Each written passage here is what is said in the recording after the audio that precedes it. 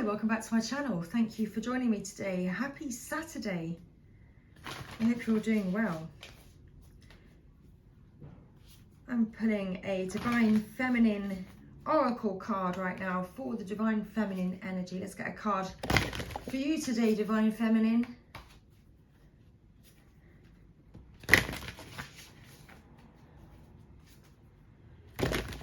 What's your most significant energy? What's the Divine Feminine energy around you today, Divine Feminine? What's your guidance? Oh, we have a card. Ooh. In fact, it floated. Floated like a feather to the ground. In fact, we have two cards. There's Kuan Yin at the bottom of the deck. So, the goddess of compassion at the bottom of the deck. I recognize suffering in order to release it. Curiosity breeds compassion.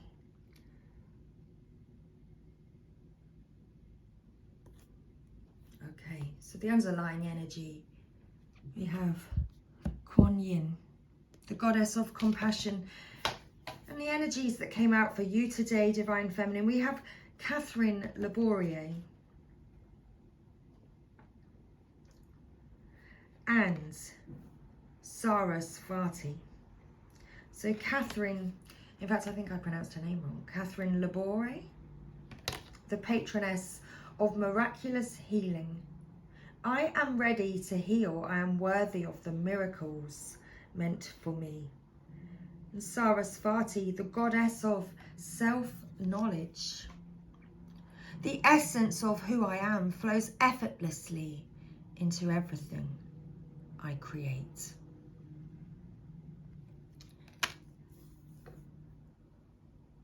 There we go. So,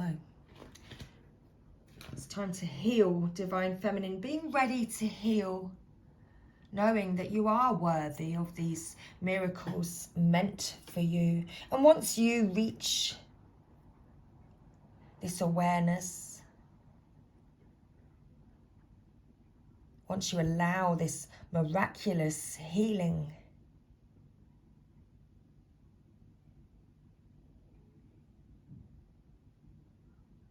putting you back in the flow with the universe, opening up your creativity, allowing more things to be able to flow to you because you are allowing these miracles to flow to you in your acknowledgement of them. Okay, so it's time to heal. Catherine Labourier. Okay. So who is she? Catherine Labourier embodies our capacity to facilitate our own healing. Catherine was born in Côte d'Or. It should say Côte d'Or. In Côte d'Or, France, in 1806. When she was 9 years old, she'd picked up a statue of the Virgin Mary after her mother's funeral and said with a kiss, "Now you will be my mother." As a young woman, she became a member of the nursing order of Saint Vincent de Paul in France, in Paris. She chose this order after she had a vision of Saint Vincent's heart in the church of Rue de Bac. In 1830, Catherine had a vision of Mary standing in the Visica Piscis. I wish I could pronounce these pronunciations, these words better. Oh dear. With rays of light streaming out from the centre of her open palms. She asked Mary, in the vision, why some of the rays don't reach the earth. And Mary explained, these are the graces for which people forget to ask. Catherine was instructed to create a miraculous medal based on this vision of Mary. All who wear them, it is believed, will receive great graces. St. Catherine's miraculous medal became widely popular among all sects of Christianity. It is worn by millions of Christians all over the world to this day. When your soul selects her card, it can feel effortless to ask for what our loved ones need. We can fall on our knees at times to pray for the health and highest possible outcome for our beloved children and partners or friends. What's often far more difficult is asking for all that we need. For many of us, lack of self-worth can get in the way of realising that we can ask for so much more, and that ultimately there is no difference between praying for our own needs and the needs of our loved ones. There are so many miracles, graces and blessings that don't arrive simply because we don't ask for them. Spirit is ethical. Spirit doesn't interfere with our intrinsic right to choose our own adventure story. Free will is ours. So we have to ask for Spirit to intervene in the effort of our own healing. Ask and you will find. This is a spiritual truth. And also, suffering is optional. Suffering doesn't glorify us or make us more holy. At any point, we can ask for the highest possible good to shower down on us. We can ask to be healed in ways we can't even imagine by handing that healing over to the divine.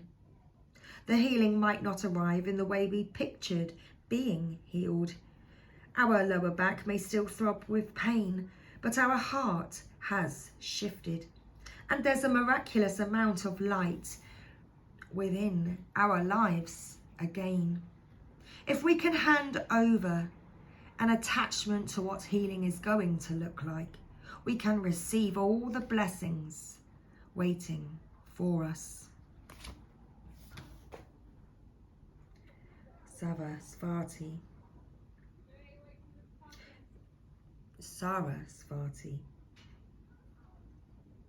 Okay, let's find that card. Thank you very much.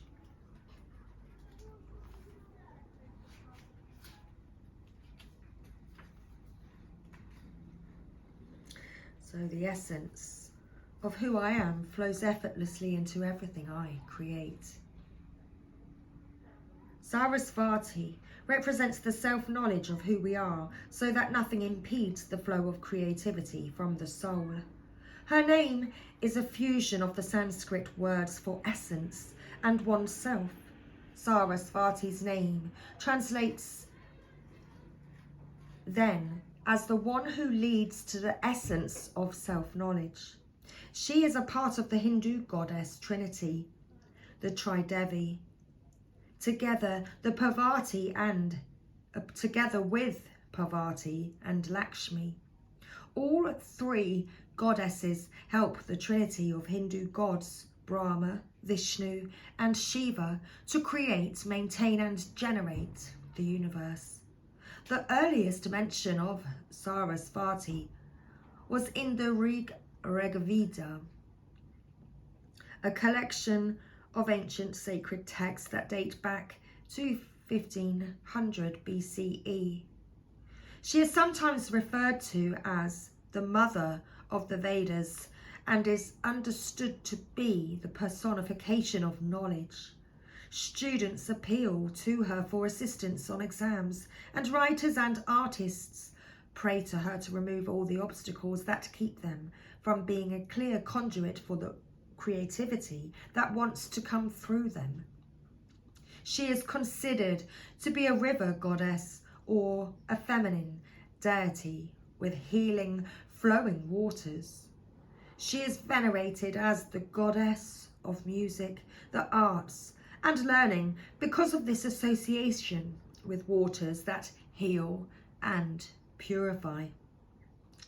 Her iconography often associates her with a white lotus, symbolizing the purity of wisdom her energy brings.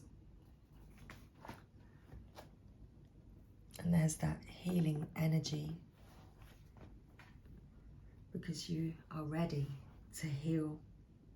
When your soul selects Sarasvati's card, when we are aligned with the essence of who we are, then what needs to be communicated through us, whether with words or music or artwork, can flow.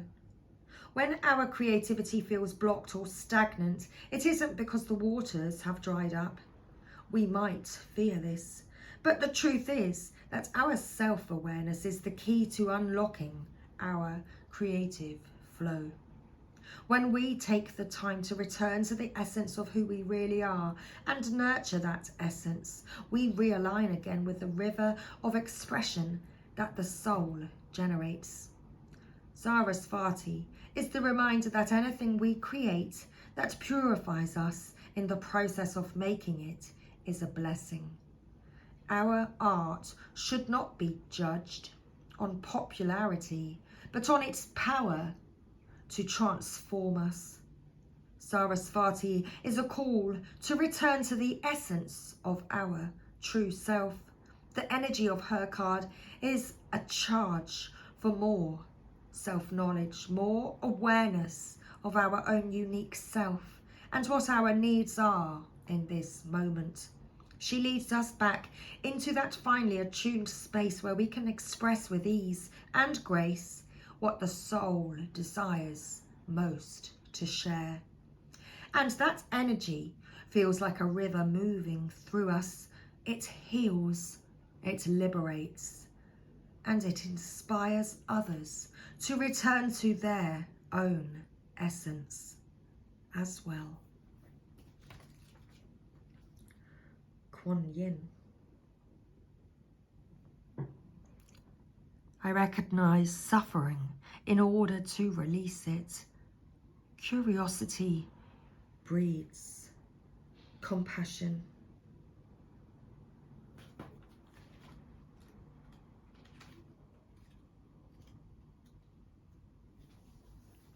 Kuan Yin represents the presence that listens deeply to our prayers spoken from the heart.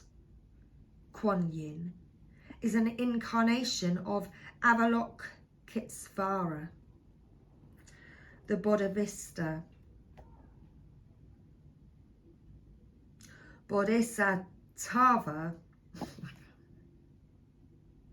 let me try this again. No, I think that was it. Bodhisattva. Bodhisattva. Thank you. Bodhisattva of compassion. Okay. Say it with meaning. She is known as the goddess of mercy and is considered to be the most beloved Buddhist deity. Her name translates in Chinese as the one who perceives the cries of the world. She is often compared to the Virgin Mary. So Catherine Labore, at her mum's funeral, picked up a statue of the Virgin Mary, announcing that you will be my mother now, allowing for this healing energy to occur. So, Kuan Yin is often compared to the Virgin Mary in Christianity because she intercedes on behalf of those who call out to her with humility and sincerity. Interesting, because moments before I was say it with meaning. That's what I said. Scholars believe that the Buddhist monk Kumarajiva was the first to refer to the female form of Kuan Yin in his Chinese translation of the Lotus Sutra in 406 CE. She's associated with the number 33 because she appears 33 times in this sacred text. The Lotus Sutra reveals that the mudra most often associated with Kuan Yin is the Yoni mudra.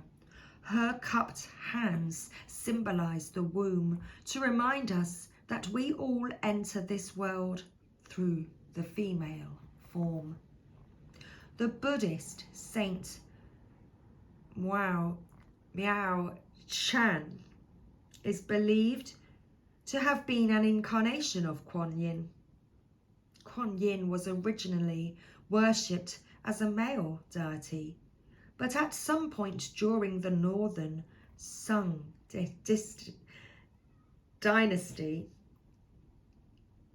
in 960 to 1126, Kuan Yin began to be worshipped as a female. Miao Shan is believed to be the cause of this transformation. The legends of Miao Shan contains beautiful accounts of her saving sailors while drowning in rough seas. Kuan Yin is associated with jade because of its protective properties. In this case, it's said to help with going underwater, both literally and figuratively, drowning in the ocean or in a flood of emotions.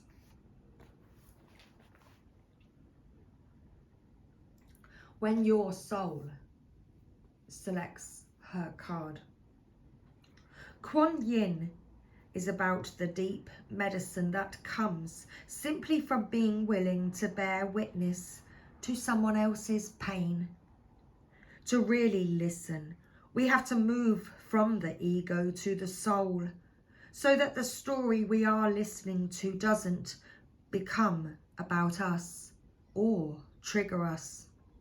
This also applies to the moments when we are listening to the story we tell ourselves about who we are.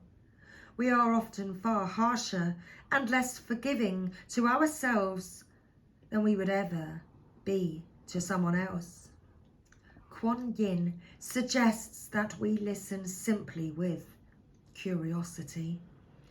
Curiosity allows us to detach from needing to take the suffering of someone we love personally. Curiosity is a door that leads to compassion. It frees us from feeling as though we have to react to what we hear or defend and complain, or defend and explain our part in their suffering. We can just perceive the pain that they are in, or we can finally hear our own cries of despair and not seek to judge or justify them. We can just be present to what needs to be heard. Kuan Yin is the powerful energy of giving witness to our own or to someone else's suffering. Often, just a calm, abiding presence of compassion is all that is needed to transform that suffering into clear light. What pain or suffering can I listen to now with curiosity? I recognize suffering in order to release it. Curiosity breeds compassion. And that was our reading today. Our message for the Divine Feminines. Much love. I'll see you again real soon. Bye for now.